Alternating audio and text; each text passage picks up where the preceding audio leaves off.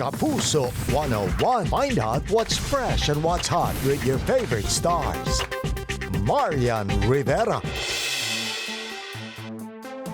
She is GMA's undisputed primetime queen from humble beginnings. Alam mo, ang gagaling ni Captain Barbie tsaka ni Darna, no?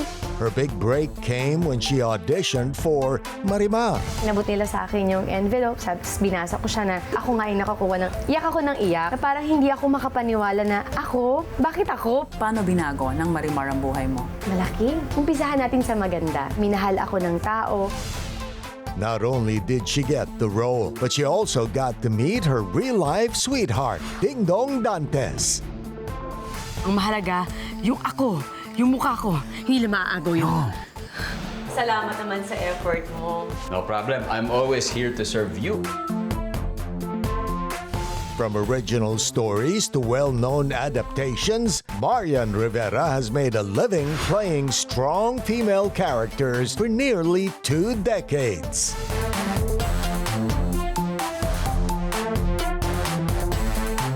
Di ko alam kung anong saysay ng pagtuturo niyo sa akin ito para makipaglaban.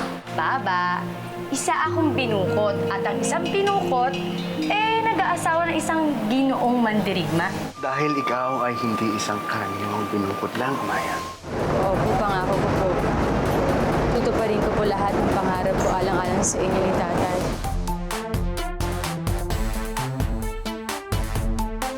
Ma'am, total yan naman ang tawag sa mga babae, hindi ba? Super Mom! Sikat na talaga si Super Mom, ate.